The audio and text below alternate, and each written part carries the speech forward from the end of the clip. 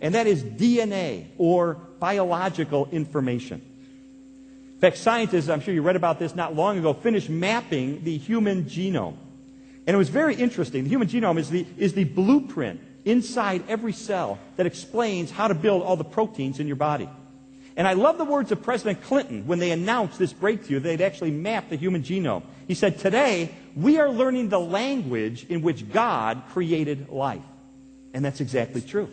DNA is quite literally language.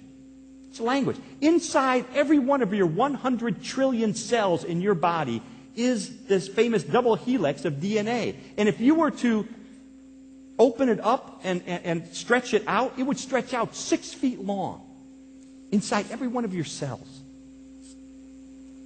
And it is encoded with a 4-character chemical alphabet that precisely spells out the assembly instructions for all of the thousands of different kinds of proteins out of which your body is constructed. In fact, DNA is the most efficient information storage system in the universe. Our science cannot come anywhere near replicating the ability of DNA to contain information. I'll give you an example. This will blow your mind. Picture a teaspoon of peanut butter. You know what that looks like? A teaspoon of peanut. Now imagine that's not peanut butter. Imagine that is pure DNA. How much genetic information could that teaspoon of DNA hold? Just 1 teaspoon of DNA could hold all of the precise assembly instructions for all of the proteins of every one of the 1,000 million species of animals that have ever existed on the planet, and still have information left over for all of the information in every book ever written. That is how efficient DNA is in storing information. It's absolutely mind-boggling. Now, how does DNA point toward God? Carl Sagan himself said, look, the receipt of a single message from space would be enough to know that there's intelligence out there. But, friends, what is DNA? It is a message with content. It is a language. Just like English uses a 26-letter alphabet, DNA uses a 4-letter chemical alphabet. In fact, inside every cell of the human body is as many words as you would find in thousands of editions of your Sunday newspaper. It's the specific, detailed, written instructions for how to build all of the proteins in the human body. Where did that come from?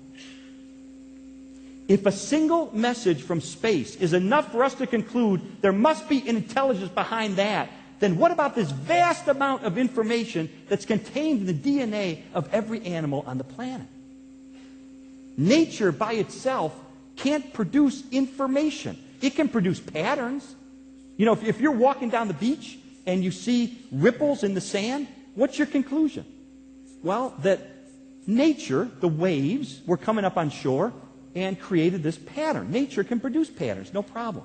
But if you're walking down the beach and you see John loves Mary and a heart with a arrow through it, you wouldn't conclude that the waves created that. Why? Because that's information with content. Nature doesn't do that. Nature produces patterns. It doesn't produce information with content. And whenever we see written information like that, whether it's in a book, whether it's in a newspaper, whether it's in a computer code, we know there is intelligence behind it. And when we look at DNA and we see these written instructions for the assembly of proteins in our bodies, I believe we are looking at some of the most powerful evidence that there must be an intelligence behind life. And there's plenty of evidence from 21st century science to know that full well. As one of the leading experts in the molecular world, Dr. James Tour of Rice University, he is on the cutting edge of nanotechnology. He files a new patent about once a week. I had lunch with him recently. It's unbelievable what they're building on the molecular. He builds molecules for a living. That's what he does. He creates molecular machines. So it's very hard work. That's what he does. This is what he said, quote, "I stand in awe of God because of what he has done through his creation." He said, "Only a rookie who knows nothing about science would say that science takes away from faith." He said, "If you really study science, it will bring you closer to God." This from one of our greatest scientists of our generation. You find that this argument of design is so conspicuous, it's staring and glaring in one's nose, yet you simply say, well, this is just to be discarded as just a mere existence of some primordial soup that came into existence out of nothing with nothing, by nothing, through total probabilistic gain, which is absolutely impossible from all standards of logic and reason, as we would say. So the interesting fact is that yes, reason is a necessary entity, but something that is so prevalent, that is so clear about the system of design in the universe, and to reject it and simply say that it has no purpose, no design, no meaning, it just came out of nothing, going nowhere, with no meaning, I think that is really stretching the issue way beyond reason. It becomes totally unreasonable. I would like to come back to an earlier point. The basic rules of logic, which have governed all valid reasoning since Aristotle. Number one, then, the origin of the universe. Have you ever asked yourself where the universe came from? Why everything exists instead of just nothing? Typically, atheists have said that the universe is just eternal and uncaused. But the astrophysical evidence indicates that the universe began to exist in a great explosion called the Big Bang 15 billion years ago. Most laymen do not appreciate that not only were all matter and energy created in that event, but physical space and time themselves. This is of utmost importance, for it implies, as the Cambridge astronomer Fred Hoyle points out, that the Big Bang theory requires the creation of the universe from nothing. Now, this tends to be very awkward for the atheist, for as Anthony Kenny of Oxford University urges, a proponent of the Big Bang theory, at least if he is an atheist, must believe that the universe came from nothing and by nothing. But surely that doesn't make sense. Out of nothing, nothing comes. So where did the universe come from? Why does the universe exist instead of just nothing? There must have been a cause which brought the universe into being. We can summarize our argument thus far as follows. Premise one, whatever begins to exist has a cause. 2, the universe began to exist.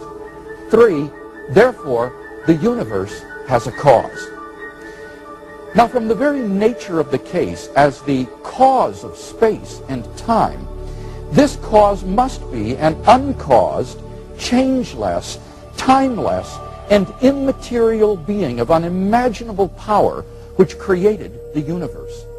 During the last 30 years or so, scientists have discovered that the existence of intelligent life depends upon a delicate and complex balance of initial conditions simply given in the Big Bang itself. We now know that life-prohibiting universes are vastly more probable than any life-permitting universe like ours. How much more probable? The answer is that the chances that the universe should be life-permitting are so infinitesimal as to be incalculable and incomprehensible. For example, Stephen Hawking has estimated that if the rate of the universe's expansion had been smaller by even 1 part in 100,000 million, the universe would have recollapsed into a hot fireball. Brandon Carter has calculated that the odds against the initial conditions being suitable for later star formation, without which planets could not exist, is 1 followed by 1,000 billion zeros, at least. P.C.W. Davies estimates that a change in the strength of gravity or of the weak force by only 1 part in 10 to the 100th power would have prevented a life-permitting universe. There are around 50 such quantities and constants present in the Big Bang which must be fine-tuned in this way if the universe is to permit life. This has been pointed out by Frank Tipler and John Barrow in their book, The Anthropic Cosmological Principle. They list 10